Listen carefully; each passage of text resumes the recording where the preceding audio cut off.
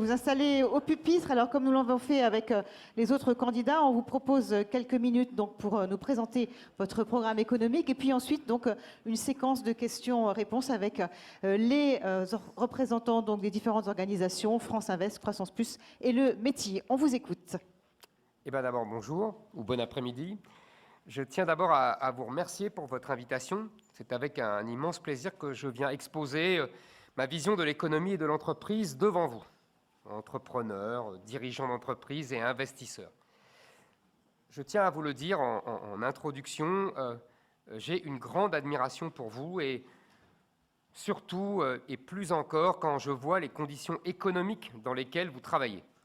Le système français ne vous facilite pas la tâche. La fiscalité, les taxes, les réglementations nationales et européennes sont autant d'obstacles sur le chemin de votre réussite. D'autres que vous auraient baissé les bras. Mais vous êtes persévérants et vous avez décidé d'imaginer, d'inventer, de créer, d'embaucher et, ma foi, vous y parvenez. Malgré vos efforts collectifs, notre économie va mal et les chiffres du chômage, de l'investissement n'ont pas attendu la crise du Covid-19 pour être inquiétants. En 2017, Emmanuel Macron avait promis une présidence au service des entreprises, mais sur ce sujet, comme sur tous les autres, il a fait tout et son contraire. Libéral le matin, socialiste l'après-midi, il n'a pas su vraiment donner une ligne claire au pays. On oublie, parce qu'on oublie tout et vite, à quel point les grèves du début du quinquennat ont déstabilisé vos entreprises dans l'événementiel ou encore les transports.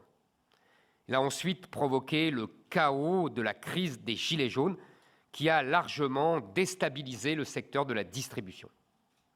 Et enfin, cette crise épidémique mondiale durant laquelle le gouvernement n'a pas su faire autre chose que dépenser un argent qu'il n'avait pas pour juguler une crise qu'il ne maîtrisait pas.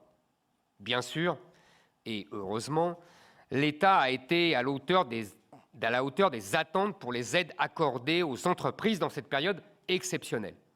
Encore heureux. On vous a empêché de travailler et de produire. Cette stratégie gouvernementale des confinements à répétition a déstabilisé vos entreprises, démotivé nombre de vos salariés et alourdi artificiellement votre bilan de dette dont vous n'aviez pas besoin. Emmanuel Macron n'a pas tenu ses promesses et n'a rien réformé en profondeur pendant tout son quinquennat. À 6 mois des élections, Bruno Le Maire se réveille et commence à parler de baisse d'impôts de production et de réindustrialisation. C'est une très bonne nouvelle, mais un peu tard. 4 ans d'inaction ponctués de coûts de communication ont mené le pays dans une situation économique jamais vue. Le déficit de notre balance commerciale a atteint un niveau record à 85 milliards d'euros en 2021. La dette publique s'élève à 2 950 milliards d'euros. Et il y a encore dans notre pays plus de 6 millions de chômeurs et notre PIB peine à rattraper son niveau d'avant l'épidémie. Depuis des mois, je sillonne la France et je rencontre des entrepreneurs et des dirigeants d'entreprises. Ils me disent tous inlassablement la même chose. Que l'État nous laisse créer, travailler, embaucher, développer. Nous en avons assez des innombrables normes, des contraintes liées à l'organisation du travail, des contrôles incessants de l'administration qui nous font perdre un temps fou. Les entreprises, les indépendants et même les salariés demandent la même chose, plus de sécurité en matière fiscale. C'est évidemment important d'avoir une administration fiscale performante et efficace, mais il ne faut pas que cela se transforme en une chasse aux contribuables et aux entrepreneurs, une traque de ceux qui travaillent, de ceux qui réussissent, de ceux qui créent et de ceux qui embauchent, toujours les mêmes qui payent pour les autres sans rien dire, sans broncher. Quand le fisc vient passer des mois dans vos bureaux, dans vos usines, dans vos locaux, pour vérifier vos factures, vos dépenses, vos encaissements, quand l'inspecteur vous prend ce temps-là, vous ne développez pas vos entreprises, vous ne recrutez pas, vous ne réfléchissez pas à votre stratégie, à votre expansion, mais répondez aux courriers de l'administration fiscale. Je veux que le fisc aille davantage voir du côté des caïds de la drogue que du côté de nos entrepreneurs. On verra comment le droit du travail est respecté là-bas. Je le sais, les entrepreneurs ne demandent pas d'aide. Ils veulent qu'on leur enlève les entraves à leur développement. Vous voulez de la stabilité fiscale, sociale, normative. Les entreprises ne veulent pas de subventions, elles veulent que l'État restaure leur rentabilité en ôtant des charges, normes et règlements qu'elles subissent, en plus de celles de leurs voisins allemands, suisses, italiens, espagnols. Il s'agit simplement qu'elles se retrouvent dans les mêmes conditions que celles de leurs concurrents, sinon c'est injuste et vous ne pouvez pas lutter. Comme vous, je veux donc regarder vers l'avenir et il faut agir vite et avec courage. Ma priorité absolue sera donc de restaurer la compétitivité des entreprises, de toutes nos entreprises, de la plus petite à la plus grande. Il faut donc vite baisser la fiscalité qui pénalise l'activité économique et redonner de l'air aux entreprises. Il n'est pas normal que l'État taxe les entreprises avant même le premier euro de bénéfice. C'est la raison pour laquelle je compte baisser de 30 milliards d'euros les impôts de production qui frappent les entreprises en supprimant en priorité la C3S et la CVAE. Je pense que vous les connaissez bien. Ce sont des impôts injustes, sans aucune logique économique. Ces impôts de production ont été responsables de la mort de beaucoup de nos industries. Par ailleurs, face à l'urgence, nous créerons des zones franches industrielles sur le modèle des zones franches urbaines pour recréer de l'activité dans les territoires sinistrés par la désindustrialisation. Pas d'impôt de production, pas d'impôt sur les sociétés pendant 5 ans pour toute industrie qui s'installe dans une de ces zones franches. Je ne veux plus que la sous-traitance à l'étranger soit motivée par des raisons fiscales. Pour les TPE et les PME, je veux qu'elles ne payent que le taux réduit de l'impôt sur les sociétés, 15%, jusqu'à 300 000 € de bénéfices, pour qu'elles aient le temps d'investir, de grandir et peut-être un jour de faire partie de Croissance Plus ou du métier. Enfin, de nombreuses entreprises me parlent de leur hantise des seuils. Il n'est pas normal, il n'est pas sain que certains préfèrent garder des entreprises à 49 salariés pour ne pas ajouter des contraintes administratives et sociales. C'est pourquoi je propose de relever le seuil de consultation du CSE de 50 à 250 salariés, hormis les œuvres sociales et culturelles que l'on conservera pour les entreprises de 50 salariés. Après la compétitivité, l'autre signal d'alarme concerne pour notre pays l'innovation. La France dépense moins que ses voisins européens pour la recherche et le développement. Or, pour innover, il faut davantage de capitaux et du capital qui ne soit pas principalement étranger. L'ISF, à partir des années 80, a fait fuir des investisseurs, des familles, des créateurs qui ne demandaient qu'à investir dans l'économie. Cela a été une erreur qui a duré 40 ans. Je veux, au contraire, favoriser l'investissement dans nos pépites afin qu'elles puissent grandir et conquérir le monde.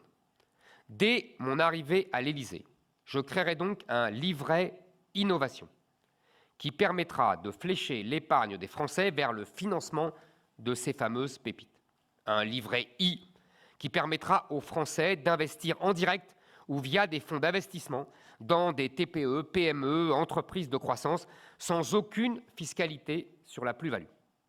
L'épargne des Français est traditionnellement fléchée à travers le livret A vers le logement social, des dizaines de milliards d'euros par an qu'il s'agirait d'investir au capital de nos entreprises. Il faut d'urgence combler notre retard sur les Américains, les Anglais ou les Israéliens en fléchant de l'argent français au capital de nos pépites. C'est aussi une question de souveraineté. Encore une fois, je l'ai déjà dit ailleurs et je le répète, je ne suis pas un homme politique et quand de bonnes réformes ont été mises en place par les précédents gouvernements, je le reconnais volontiers. Ainsi, je propose de mettre de nouveau en place le dispositif IFI-PME qui permettra de réduire de son impôt sur la fortune immobilière tout investissement au capital d'une PME. Cela fonctionnait bien pour l'ISF, alors pourquoi l'avoir retiré pour l'IFI? Parce qu'Emmanuel Macron, comme François Hollande naguère, ne voulait pas reprendre les bonnes idées de Nicolas Sarkozy. Je veux un choc de financement français pour nos grandes entreprises. Il n'est pas normal, il n'est pas sain que 80% des grandes levées de fonds de nos entreprises françaises soient le fait d'investissements étrangers. Quand je suis allé à Londres en octobre dernier, je me suis longuement entretenu avec Rajiv Misra, le patron du Vision Fund de SoftBank, qui était d'accord sur le constat. Il faut davantage de capitaux français et davantage de moyens pour ne pas perdre le contrôle de nos entreprises. Ainsi, j'autoriserai la mise en place de classes d'actions à droit de vote différenciées pour toute introduction en bourse sur la place de Paris. Les fondateurs des entreprises pourront ainsi garder le contrôle de leur entreprise sans avoir forcément la majorité du capital. Comment lutter avec New York, Amsterdam ou Londres quand les contraintes sont toujours plus lourdes pour nous? Voilà pourquoi la Bourse de Paris n'attire guère les investisseurs. Nous sanctuariserons l'actionnariat salarié. Ce mécanisme permet d'aligner les intérêts des dirigeants, des managers et des actionnaires. Il n'est pas normal que le Conseil d'État veuille soumettre aux prélèvements sociaux les plus-values de cession des actions de salariés ou de managers. Je défends le risque, une plus-value n'est pas un salaire. Ainsi, toutes cessions de BSA ou de BSPCE seront soumises à la flat tax et non pas aux charges sociales. De belles entreprises n'existent pas sans le travail acharné des dirigeants, des salariés, des managers. Il faut que ce travail soit récompensé sans une fiscalité confiscatoire. Parlons enfin des PGE. 143 milliards d'euros ont été prêtés pour absorber le choc du Covid. C'était au départ une bonne idée, une bonne mesure, mais l'État ne doit pas faire de profit sur votre taux. Les taux des PGE sont devenus bien plus élevés qu'au départ et leur durée est beaucoup trop courte. Beaucoup d'entrepreneurs m'ont expliqué que leur remboursement allait lourdement peser sur leur capacité à investir. C'est pourquoi je souhaite que les entreprises qui le désirent puissent étaler leur PGE sur 10 ans afin que le remboursement de cette dette ne vienne fragiliser leur croissance pendant la reprise économique. Un capitalisme entrepreneurial est aussi, selon moi, un capitalisme familial. C'est le temps long, c'est la transmission des savoir-faire. Il faut aujourd'hui 21 ans, en moyenne, pour devenir une ETI.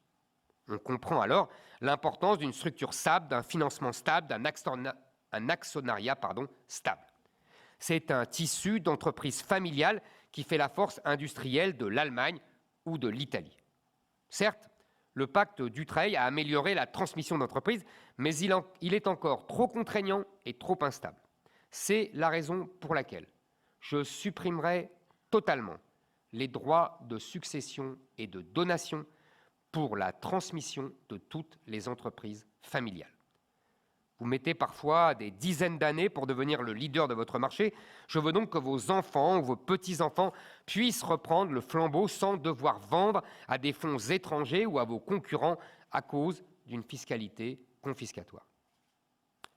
Je vous l'ai dit, je sillonne la France depuis de nombreuses semaines. J'ai rencontré de nombreux entrepreneurs qui me disent sans cesse « Donnez-nous les moyens de récompenser nos salariés ». Or, je veux que le travail paye mieux dans notre pays. Je crois au mérite et à l'effort. Et c'est pour cela que nous voulons que chaque travailleur puisse bénéficier de la richesse qu'il a créée. En conclusion, vous avez encore pas mal de pages, je vois. Non, mais c'est écrit gros. Ah bon. Vous n'avez pas mis vos lunettes, on a remarqué. Mais mes lunettes, c'est parce que justement, quand je vois de près, je n'ai pas mes lunettes. C'est pour ça que c'est écrit gros. Mais vous décomptez ce temps, évidemment. Donc, non, mais je vais vite, je vous promets. Oui, non, c'est juste pour laisser un peu de temps au Non, débat mais je avec... comprends. Chef d'entreprise, Mais on je veux préparait parler... des questions. Non, mais c'est important parce que là, c'est le rapport entre les patrons et les salariés. Donc, si vous voulez, c'est un point essentiel. Si vous voulez, je ne suis pas dans la lutte des classes. Et je veux quand même expliquer pourquoi. Alors, donc, je veux parler de la participation. Je vais aller vite. Vous savez tous ce qu'est la participation. Donc, je propose que tous les salariés français puissent toucher immédiatement la prime de participation sans payer d'impôt sur le revenu. Il n'y aura plus aucune condition pour débloquer la prime de participation. Les salariés pourront toucher cet argent sans être obligés de l'investir dans un plan d'épargne. Et toutes les entreprises pourront verser cette prime sans payer de forfait social. Je le dis et je le répète sans cesse, les salaires nets en France sont trop bas, les salaires bruts chargés sont trop hauts. Il nous faut donc trouver les moyens de régler cette équation. Augmenter les revenus nets sans faire exploser les charges sociales. C'est pourquoi j'ai proposé la prime zéro charge, qui vous permettra de payer un salarié particulièrement méritant avec une prime, un 13e mois, un 14e mois, voire un 15e mois, sans que l'URSSAF ne vous demande de payer les charges sociales qui vont avec. Voilà, je finis vite. Je voulais vous parler de l'Europe, de l'Union européenne. Je voulais dire simplement que j'exigerai la mise en place d'un mécanisme de commande publique qui réserve une partie de cette commande publique aux entreprises françaises. Et enfin, je voulais parler d'écologie, mais sans doute qu'on en parlera parmi les questions. Donc, je conclus. Merci. Vous voyez, je suis obéissant quand même. Les entreprises françaises ont besoin d'ordre et de stabilité. Je présenterai dès l'été mon ensemble de mesures économiques, fiscales et sociales afin de ne plus modifier notre code des impôts tout le reste de mon quinquennat. Entrepreneurs, chefs d'entreprise, investisseurs, votre talent et votre savoir-faire sont une richesse inestimable pour notre pays. Je mettrai donc en œuvre des mesures fortes pour que vous ayez envie d'y demeurer, d'y revenir et d'y faire prospérer vos entreprises, d'y dépenser votre argent et de contribuer ainsi à ce que la France reste la France. Mes chers amis, la France n'a pas dit son dernier mot. Nous avons toutes les cartes en main pour retrouver le chemin de la prospérité et de l'indépendance. Vous êtes nombreux à incarner une France conquérante, une France puissante, une France forte. Merci à vous. Merci beaucoup, Éric Zemmour. Merci de venir vous installer. Donc voilà, au milieu des chefs d'entreprise. Voilà, merci. Alors, ils vont maintenant donc, nous rejoindre, chefs d'entreprise qui représentent les 3 organisations donc, qui sont à l'initiative de cet après-midi. Il y a donc Croissance Plus, France Invest et le METI. Alors, avec nous, donc, Laureline Bondizier, elle est à côté de moi. Vous êtes une femme du bâtiment. Vous avez commencé votre carrière en faisant un VIE donc, à l'international. Vous avez travaillé ensuite chez 2 grands groupes du bâtiment, Bouygues et également Eiffage. Aujourd'hui, vous êtes directrice d'une entreprise du bâtiment qui s'appelle ETPO Île-de-France, une entreprise familiale qui est centenaire, un des principaux acteurs français des travaux maritimes fluviaux, également présent dans la construction d'ouvrages d'art, les travaux spéciaux et votre maison mère, justement, qui s'appelle SIF ETPO. Elle compte 950 collaborateurs et 200 millions d'euros de chiffre d'affaires. À côté de vous, Monsieur Zemmour, vous êtes entouré par 2 dames, donc Hélène Saint-Loubert. Vous avez fait votre carrière dans la publicité, d'abord chez Havas, puis vous avez fondé Grenade & Sparks, qui était une des premières agences indépendantes du marché. Vous avez ensuite revendu vos parts, monté une structure spécialisée dans l'accompagnement des entreprises. Aujourd'hui, votre entreprise, elle compte 8 salariés, elle fait presque 1,5 million d'euros de chiffre d'affaires. Votre objectif, c'est d'accompagner les entreprises dans leur transformation, notamment digitale et environnementale. Et vous êtes également vice-présidente de Croissance Plus. Et puis, Dominique Gaillard est parmi nous. Alors Dominique, vous avez fait la quasi-totalité de votre carrière dans le secteur du capital investissement. Donc, vous êtes vraiment une figure, tout le monde vous connaît. Vous avez notamment pris part à la création et au développement d'Ardian. Ardian, c'est un des leaders mondiaux du secteur. Vous avez accompagné en 30 ans de carrière plus de 80 PME et ETI. Vous avez présidé évidemment France Invest, on s'en rappelle, de 2018 à 2021, avant de vous lancer dans une nouvelle aventure entrepreneuriale aujourd'hui. Et puis vous accompagnez aussi, vous investissez à titre personnel dans des startups, des PME françaises. Et vous êtes très impliqué justement dans tout ce tissu entrepreneurial. Voilà. Alors pour démarrer, donc première question pour Éric Zemmour. On vous écoute, donc Laureline. Bonjour Monsieur Zemmour. Alors nous avons... Oui, le micro. Oui, vous pouvez. Parfait. J'ai plusieurs questions. Je vous en prie. Alors, nous avons entendu des propositions extrêmement intéressantes, Merci. de bonnes idées, de bonnes intentions, de bonnes intuitions même, qui nous montrent que vous comprenez les difficultés que rencontrent les entreprises du territoire. Alors, je vais un peu nommer, en tout cas, nous, ce qu'on a relevé au METI, donc la suppression des droits de succession et donation sur les transmissions d'entreprises familiales, la baisse des impôts de production de 30 milliards d'euros, la création d'un haut commissariat à la simplification administrative, et l'allègement des charges et des normes, notamment environnementales, qui pèsent sur les entreprises. Et pour le coup, j'en connais rien, puisque je fais partie du BTP, et nous sommes particulièrement bien servis. Et pourtant, vous proposez d'autres mesures qui sont en totale contradiction avec ce que je viens d'évoquer. Allez-y. Alors, on en a relevé deux. La première, c'est vous avez une volonté de réduire la fiscalité et les charges des entreprises. Good point. Mais en même temps, vous voulez faire payer 50% des frais de carburant des salariés aux entreprises. Première contradiction. Deuxième contradiction, vous avez une réelle volonté de simplification normative, et là-dessus, je pense que les 3/4 des gens sont d'accord avec vous. Mais en même temps, vous avez proposé une mise en place de mesures contraignantes, pour nous en tout cas, pour les entreprises, telles que le Patri-Score. Ah, d'accord. Bon, Alors, attendez, c'est pas fini. Ah bon. Presque fini. Hein. C'est presque fini. Non, oui, c'est presque fini. Alors, bon, bien sûr, à nos yeux, ces mesures, elles sont synonymes de complexité. Ah oui, mais je vais vous répondre là-dessus. Vous voulez pas que je vous réponde à ces deux mesures? Si. Mais attendez, je vais vous dire. Elle termine juste sa question. S'il vous plaît.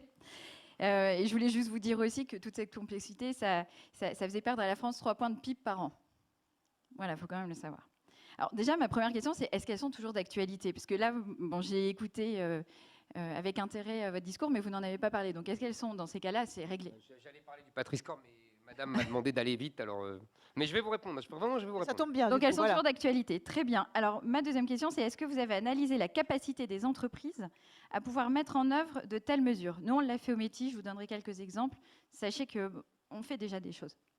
La troisième question, c'est comment avez-vous imaginé leur mise en œuvre au vu de la diversité de nos entreprises? Non, vous inquiétez pas, on a bien travaillé. À titre d'exemple, des ETI, la catégorie ETI, c'est 250 à 4 999 salariés. Donc on n'appréhende pas les choses de la même façon.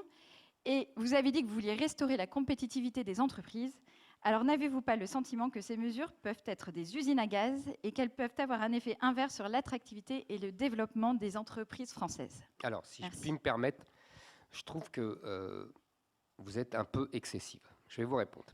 Venant de votre part, non, mais je vais vous donner sur les deux mesures. Bravo. Sur les deux mesures. D'abord, le remboursement des frais d'essence. Tous les gens qui habitent dans les grandes métropoles se voient rembourser leur passe Navigo. Leur carte orange, comme on disait dans ma jeunesse. Oui, on est d'accord, passe Navigo. On parle des frais de carburant. Ben oui, mais attendez. Donc, ça, c'est injuste. Il y a 8 millions ou 9 millions de gens qui prennent leur voiture pour aller travailler. Ils sont obligés d'aller prendre leur voiture pour la plupart. C'est injuste qu'il n'ait pas un système équivalent. Par ailleurs, ce remboursement sera limité à 40 €. Ah, voilà. Ben, c'est l'équivalent de la carte orange, enfin, du pass Navigo. Déjà que je dis la 7e au lieu de la CM2. Alors, premièrement. Et deuxièmement, les entreprises pourront le déduire de leur revenu imposable ou de leur base imposable. Et en plus, ils pourront se faire rembourser une partie de la TVA. Je pense que ce n'est pas si compliqué que ça et que franchement, c'est une mesure de justice pour les salariés qui doivent prendre leur voiture, surtout en ce moment, avec l'augmentation des frais d'essence. Ça peut peut-être inciter une entreprise à choisir plutôt un salarié qui a un profil équivalent, qui habite plus près, donc il n'aurait pas à payer ce remboursement. Vous savez, je vais vous dire, à part dans les grandes métropoles, on n'a pas le choix. On doit prendre sa voiture. Dans les métropoles, vous avez raison, il y a des transports en commun, mais pas ailleurs. Deuxièmement, le Patri-Score. Là, vraiment, je ne suis pas d'accord avec vous, si vous me permettez. Bien sûr.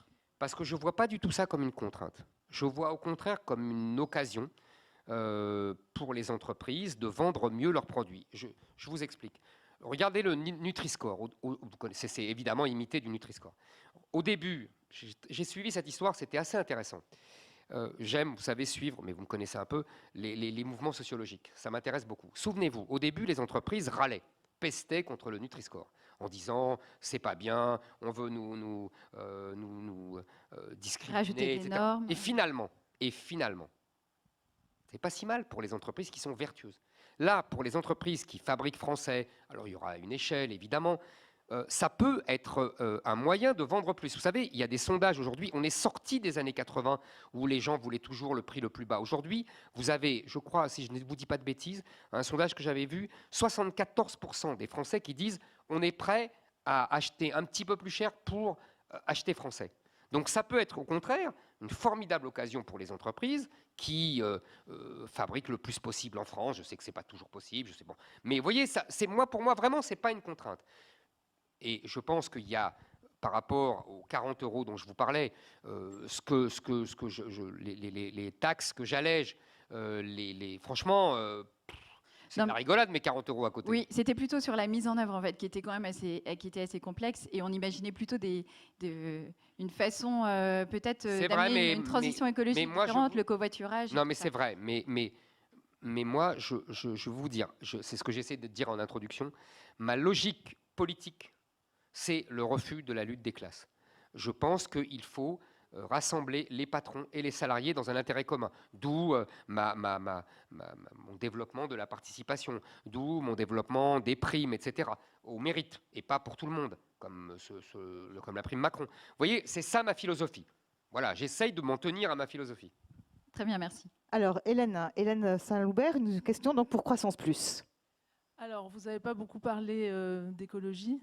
Vous voyez que j'aurais dû être beaucoup plus long. Voilà, donc là, on va en parler. J'avais une partie écologie, en plus, Oui, je vous assure. c'était pas Mais ça tombe bien. C'est de sa faute, c'est elle la coupable. C'était pas en ça tombe priorité. bien, on en parle maintenant. Je note juste que c'était pas prioritaire. Ah, c'était à fin. Bon, alors, ma question... Mais je vais vous répondre sur la priorité aussi. Donc, vous en conviendrez de toute façon que la transition écologique est un énorme enjeu. Et puis, c'est même une course contre la montre. Je vais vous répondre. Donc, des défis énormes aussi pour les entreprises qui doivent déjà investir, se transformer, pivoter. Elles n'ont pas le choix, d'ailleurs, que ce soit par respect réglementaire ou par conviction. Donc, ma question, voilà, c'est... quid de la transition écologique? Voilà, quid de la transition écologique et quid, comment on aide ces entreprises, comment on les finance, qu'est-ce qu'on fait? Alors, je vous ai dit que moi, j'essaye toujours, et ça vaut pour l'économie comme pour le reste, d'établir mon diagnostic, ma philosophie politique, au sens noble du terme, vous comprenez bien, et ensuite d'ajuster mes mesures à cette philosophie. Je ne suis pas hostile à ce qu'on appelle la transition écologique, mais j'ai un principe, je ne veux pas sacrifier l'économie française et le pouvoir d'achat des Français à la transition écologique. Pour moi, nous sommes responsables, nous, la France, de 1% des émissions de CO2. Les Américains et les Chinois sont responsables de la moitié de l'émission de CO2 mondiale. Quand ils seront à notre niveau, vous voyez, on pourra faire des efforts. Hein. En attendant, je n'ai pas du tout envie de sacrifier notre industrie comme on va le faire, comme on l'a déjà fait pour les normes. Parce que, par exemple, on n'a plus d'industrie chimique, on n'a plus d'industrie pharmaceutique à cause des normes écologiques. Et on va le faire ailleurs, en Inde, où on a le droit de polluer à tout va et de faire ce qu'on veut, mais du coup, on a perdu notre industrie. Donc, il faut se poser des questions quand même. Donc, moi, je veux bien toute transition écologique, je veux bien qu'on respecte le climat, je comprends très bien ces enjeux, mais en tout cas, moi, je comprendrais que vous ayez une autre priorité, mais moi, ma priorité, c'est la France. Et la France n'est pas coupable de tout, au contraire. Nous sommes plutôt vertueux grâce à l'énergie nucléaire. Je vous l'accorde que ça n'a pas été fait pour ça, mais pour une fois qu'on a un peu de chance, on ne va pas s'en priver.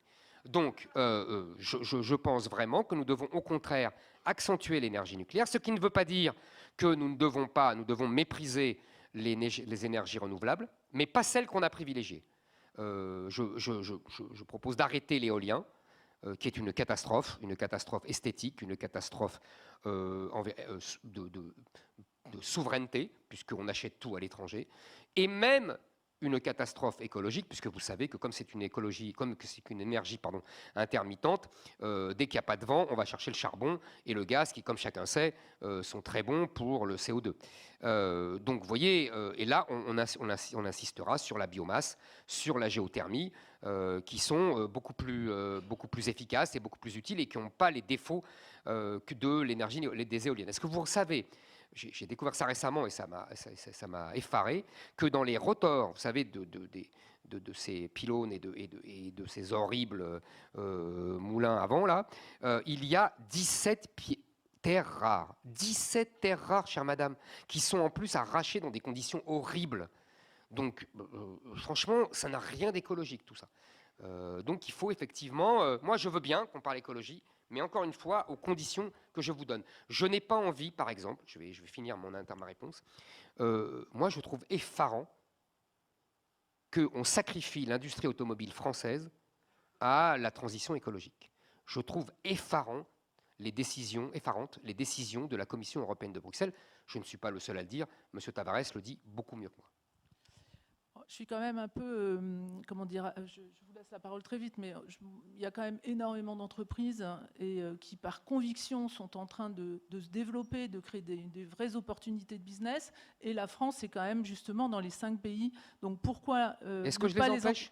Ce qu'il faut, c'est les encourager. Je veux dire, encourager les entreprises qui, justement, sont vertueuses. Chère madame, on a déjà dépensé des dizaines de milliards pour les éoliennes qui auraient été bien mieux faites pour favoriser notre énergie nucléaire et on a sacrifié au nom de l'idéologie verte et écologique notre énergie nucléaire depuis 10 ans. Donc il faut aussi faire les bons choix de temps en temps. Je pense que les bons choix, c'est l'urgence quand même, hein. C'est l'urgence climatique. Moi, j'ai une autre urgence. C'est l'urgence. Ouais. Une question de Dominique Gaillard pour France Invest. Notre conception de l'urgence. En fait, si vous me permettez, j'en ai 2. Mais d'abord, je voulais vous remercier pour 2 choses. D'abord, d'avoir accepté de vous prêter au jeu des échanges et du dialogue avec notre association. Donc, on vous est très reconnaissant pour ça. Et puis, la deuxième, de ce qu'on a entendu depuis que vous êtes arrivé, je pense que vous êtes celui qui, dans l'inventaire des mesures que vous nous avez proposées, est le plus précis, le plus détaillé. Donc, bravo pour ça. Merci. Bon, ça ne veut pas dire que je suis d'accord. Merci, cher monsieur. Voilà. J'avais 2 questions, l'une sur la souveraineté économique et l'autre sur la parité. J'espère qu'on aura le temps de traiter les deux. Sur souveraineté, je sais que c'est une souveraineté nationale retrouvée, c'est un élément clé de votre programme. Et vous savez très bien que cette souveraineté, elle passe essentiellement par les agents économiques et par l'innovation. Pas essentiellement parce qu'il y a aussi la défense, le militaire, mais vous avez raison, c'est fondamental. C'est vrai, c'est vrai. Et l'innovation, vous en avez parlé un tout petit peu. Je pense que, vous le savez, ça fait des décennies en France et en Europe d'ailleurs qu'on a des retards importants sur toute une série de technologies. Je pense aux batteries, je pense au solaire, je pense aux nouvelles molécules pour la santé, etc. Je pense qu'en France en particulier, il y a de multiples causes pour ce retard. Et l'une d'entre elles, c'est cette difficulté d'adapter la recherche fondamentale en recherche appliquée et en développement. Oh. On change petit à petit, mais il y a encore des efforts à faire. Mais le financement est vraiment la clé de l'innovation. Alors, j'avais une question qui était plus générale et je vais la préciser en fait parce que depuis 2015, beaucoup de choses ont été faites pour l'innovation. Je cite quelques exemples. La French Tech qui date de 2015, qui a eu un formidable développement en France. Et je vous rappelle dans ce cadre-là que les membres de France Invest, les 385 membres de France Invest, ont investi rien qu'en 2020 plus de 2,2 milliards d'euros dans 735 startups. Et que sur les 26 licornes que la France compte actuellement, 23 ont été soutenus par des acteurs de capital investissement. Donc on joue pleinement notre rôle là-dessus. Même élément, le plan Tibi, vous avez peut-être entendu parler, c'est 6 milliards d'euros qui ont été consacrés pour soutenir des fonds de capital innovation en France. Et d'ailleurs, la semaine dernière, je crois qu'il y a eu une espèce d'extrapolation de ce plan Tibi au niveau européen, avec un plan qui est annoncé de 10 milliards d'euros pour essayer de faire émerger des décacornes, vous savez, celles qui valent plus de 10 milliards d'euros, qui vont peut-être être les GAFAM et les BATX de l'Europe de demain. Et puis, dernier point, là, c'était, je crois, il y a 3 semaines, a été lancé en grande pompe le plan France 2030, vous savez, qui doit donner des ressources publiques pour développer une dizaine de technologies.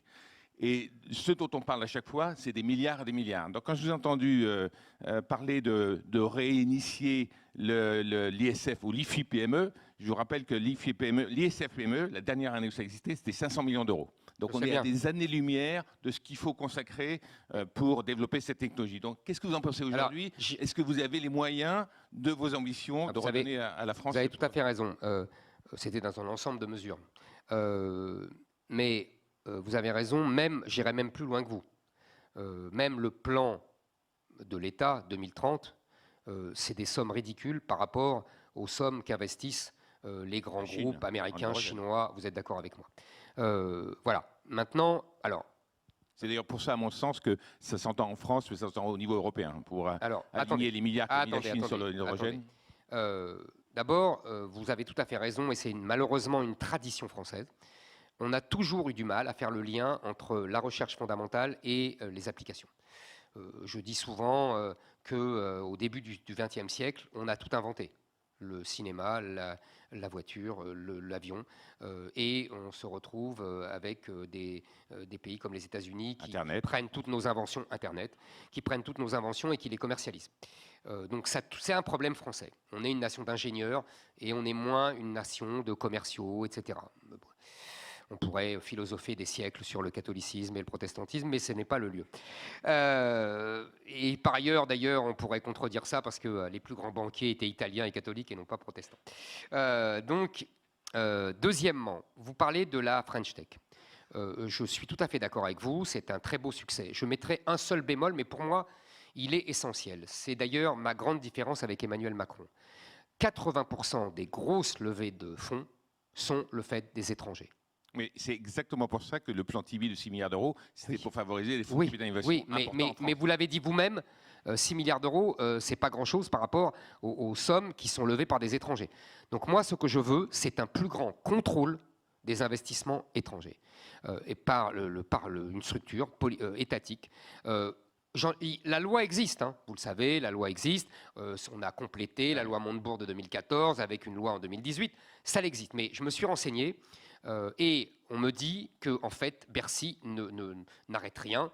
Ils ont arrêté une entreprise de, je crois, vision nocturne de la défense, justement. On en était actionnaire, Photonis. Bah, vous voyez, oui, on se comprend. Mais pour le reste, ils laissent tout passer. Moi, je ne laisserai pas tout passer. Je pense que c'est essentiel. Par ailleurs, pour financer, alors là, j'ai deux solutions. J'ai le livret innovation pour permettre à l'épargne française. Parce qu'en fait, le problème français, encore une fois, c'est depuis le 19e siècle. Mais on a un capitalisme sans capitaux. Là-dessus, dans la loi Pacte, est possible maintenant, dans l'assurance vie et, j'espère demain, dans l'épargne salariale et l'épargne retraite, de flécher pas mal d'argent vers l'économie productive et vers l'innovation. Je ne vous ai pas dit qu'il n'existe rien avant et que je vais tout inventer. Il faut améliorer. Vous savez, j'ai pris tout à l'heure des mesures qui avaient marché, ça ne me gêne pas. Bon. Donc là, en l'occurrence, le livret innovation pour permettre à des gens d'épargner et que ça se dirige vers ces entreprises. Deuxièmement, nous faisons un fonds souverain français abondé sur le livret A et on prendra à peu près 60 milliards du livret A qu'on détournera du logement social et de la politique de la ville pour aller vers les entreprises. Je pense que là, c'est des sommes beaucoup plus importantes. Gérées par la BPI ? Par la BPI, exactement. C'est des sommes beaucoup plus importantes que les petits fonds comme le Lac d'Argent. Et en plus, j'ai remarqué que dans le Lac d'Argent, ils autorisaient des fonds des Émirats Arabes Unis. Non, qui viennent co-investir.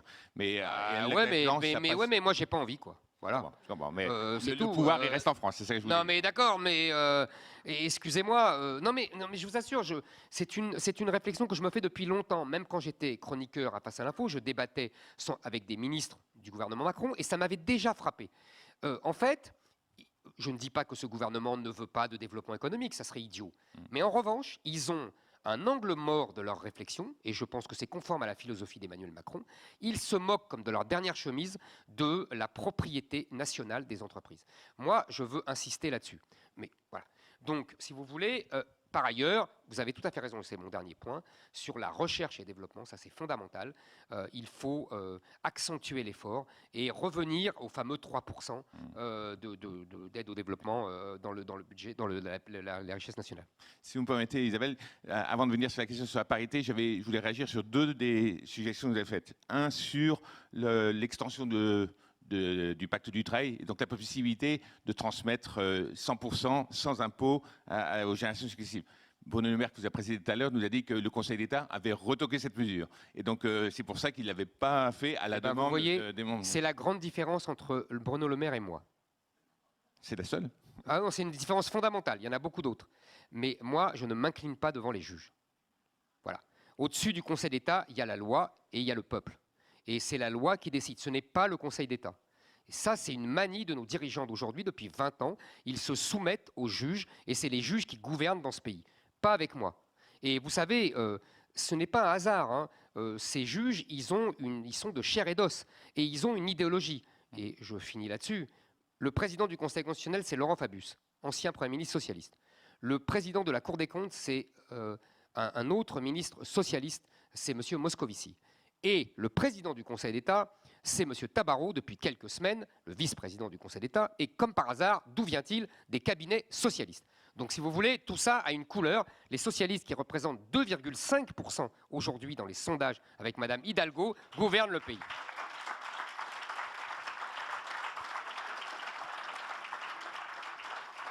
Juste un petit point de détail aussi, vous avez parlé des PGE, qui est un super outil qui a permis à l'économie française de résister.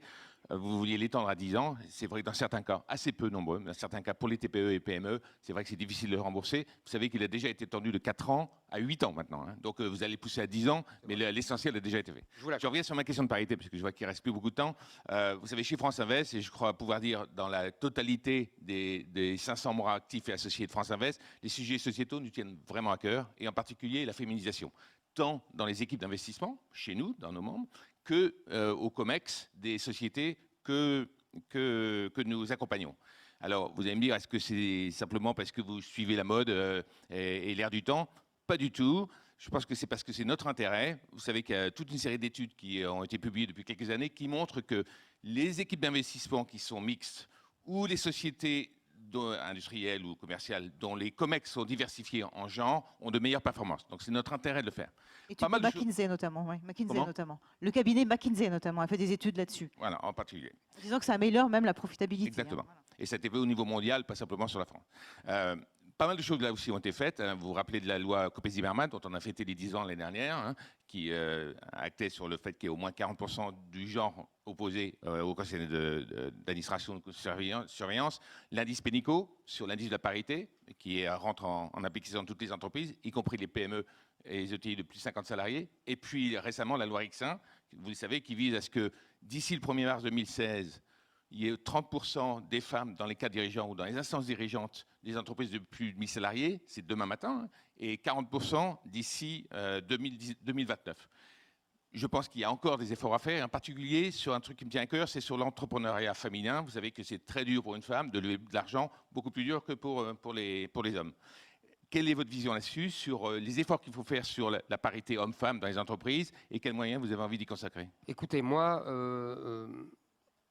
spontanément, je vous dirais que la législation est allée suffisamment loin et que nous devons aujourd'hui, au contraire, favoriser le mérite personnel. Les femmes n'ont pas besoin de toutes ces lois pour montrer leur qualité, pour montrer leur intelligence, leur travail. Je reprends le micro. Attention, vous avez 3 femmes autour de la table. Attention, non, mais moi, je vous dis dire. ce que je pense. Je vous dis ce que je pense. Je n'ai pas à aller à caresser dans le sens du poil les uns et les autres. Je pense que moi, je suis contre la discrimination positive. Voilà. Je pense ça humiliant pour les gens qui en bénéficient. Moi, je n'aurais pas aimé qu'on me dise, voilà, tu as le droit de rentrer à Sciences Po parce que tu viens d'une banlieue. Voilà. Et pour les femmes, c'est la même chose. Je trouve ça humiliant. Je pense que nous devons favoriser l'effort, le travail de tous, et qu'il sera reconnu. Je ne crois pas à la perversité fondamentale des hommes vis-à-vis des femmes. Je n'y crois pas.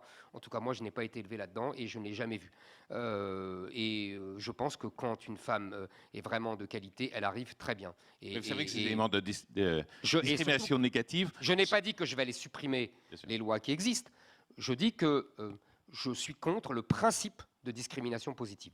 Je pense que c'est le mérite et l'effort qui doivent récompenser chacun, quel que soit son sexe ou son origine sociale. C'est une question philosophique. Ouais.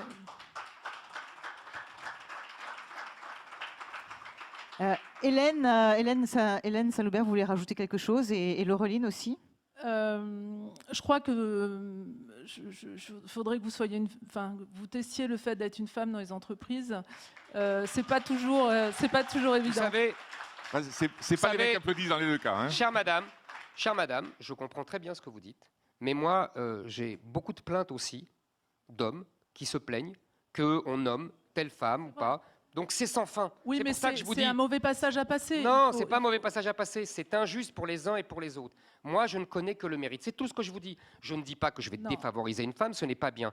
Mais pourquoi favoriser parce que c'est une femme, ce n'est pas bien non plus. Mais- C'est humiliant pour les femmes. C'est tout ce que je dis. Non, Voilà. c'est la seule façon de faire avancer les choses. Vous n'avez pas Dire les- confiance en vous. Si, ça doit être on ça. a confiance en nous. Il me reste 5 secondes. On a confiance en nous. Je suis dans un secteur vous taquine. d'activité. Non, mais je sais bien. Vous allez il y a pas mettre de sous problème. toutes les femmes ados, là. J'ai attention, l'habitude, je suis dans un milieu d'hommes, donc ça me dérange pas du tout. Et d'ailleurs, je suis une des seules femmes qui gère une entreprise de bâtiment en Ile-de-France. Donc comme ça, au moins, voilà, on est très détendu. Moi, ce que je veux juste vous dire, c'est que là où vous avez raison, c'est qu'effectivement, il faut que quelque part nos compétences soient reconnues, parce que nous sommes autant compétentes qu'un homme. Ça, là-dessus, j'ai Voir aucun plus. problème. Moi, ça me gêne pas de Oui. dire voir plus. Quand Ok. c'est plus. Quand c'est moins, c'est moins. Quand c'est plus, c'est plus. Moi, je suis pas en ce que je veux juste vous dire, c'est que je suis pas en opposition avec les hommes et les femmes. Moi, ce sont des hommes qui m'ont élevée. J'ai eu cette chance. Ah oui, moi, ce sont Mais des j'ai eu femmes. cette chance. J'ai eu cette chance parce que j'ai des femmes au-dessus de moi, de la génération précédente, qui elles se sont battues. Et je suis désolée, elles se sont battues pour pouvoir, si sincèrement, Ça, si, c'est la discussion trop longue. mais ça, battues, mais on n'en pas de souci, pour pouvoir me permettre maintenant d'y arriver. J'ai aussi eu des hommes qui m'ont accompagnée. Je pense sincèrement qu'il faut quand même prendre conscience que non, c'est pas facile pour toutes les femmes. Maintenant, il y a des hommes, il y a des hommes qui accompagnent très bien les femmes, et je pense qu'il faut encourager les hommes à continuer à mettre en avant toutes ces femmes qui travaillent mais Et, vraiment et bien. il ne faut défavoriser personne, qu'il soit Oui, homme ou bien femme. sûr. L'injustice, c'est le pire des maux. Donc, il faut absolument que chacun ait sa chance, qu'il soit homme, qu'il soit femme, quelle que soit son origine, etc. Moi, c'est le génie républicain, c'est cela. C'est que chacun doit avoir sa chance et selon son mérite et selon son travail. C'est le principe même de la Mais Déclaration des droits de rendez-vous l'homme. compte comme c'est D'accord. compliqué pour les femmes quand tous les conseils d'administration, les CODIR, etc., sont managés par des hommes. Je veux dire, on voit encore des photos de CODIR où il y a 12 hommes, sans une seule femme. Donc, je veux dire, ils se cooptent, ils sont bien entre eux, les blagues, c'est les grosses blagounettes, etc. C'est non, pas mal aussi. Les femmes adorent ça, vous savez, les grosses blagues nettes. Bon, vous inquiétez pas, on Si vous voulez arrive. que je dise. On arrive, on est là. Merci à vous, en tout cas. Merci. Merci beaucoup. Merci Éric Zemmour d'avoir été parmi nous. Merci beaucoup. Merci à nos chefs d'entreprise.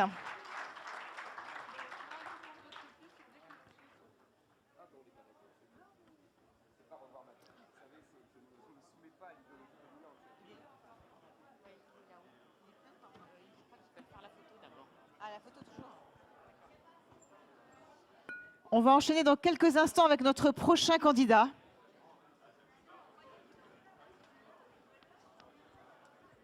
Alors, il est en train de faire une photo, comme les autres. Donc, on va prendre quelques minutes.